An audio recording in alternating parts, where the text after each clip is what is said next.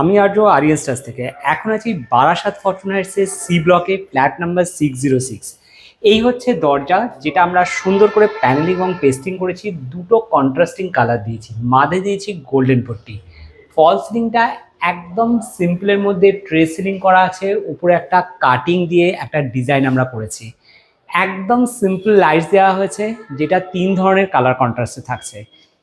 এখানটায় যেটা cover kitchen ছিল, এটাকে আমরা ওপেন কিচেন করে দিয়েছি। আর এখানে একটা আমরা টেবিল করেছি, যেখানে 4 জন বসে কিন্তু সুন্দরভাবে খাওয়া যাবে, এবং টেবিলের নিচে কিন্তু আছে স্টোরেজের জায়গা।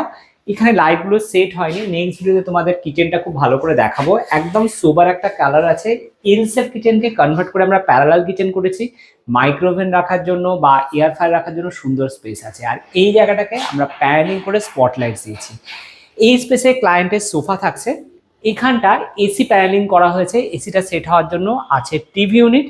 টিভি ইউনিটে আমরা মার্বেল শিট ইউজ করেছি এবং উডেন ফিনিশের ওপর টোটাল জিনিসটা করা হয়েছে।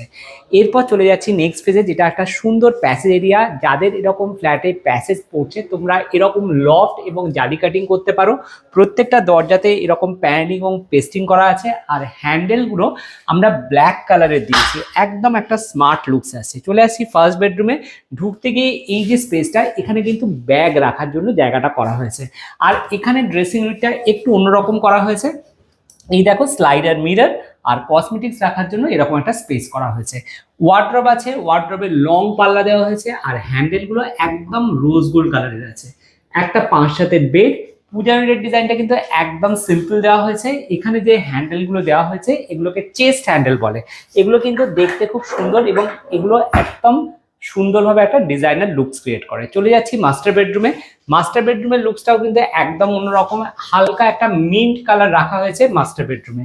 ঢুকেই এখানে যে ড্রেসিং ইউনিটটা, এখানে সুন্দরভাবে ড্রেস আপের জন্য স্পেস থাকছে, আছে ড্রয়ার।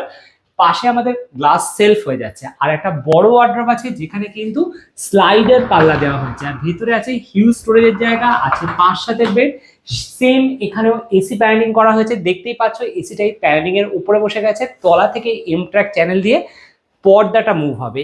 এই হচ্ছে এখানের ডিজাইনিং আইডিয়া। ভালো লাগলে অবশ্যই কমেন্টে জানিও। আর দেরি করো না, স্ক্রিনে যাওয়া নাম্বারে এখনই কন্ট্যাক্ট করো আরিয়ান স্টার্সের সাথে। টাটা।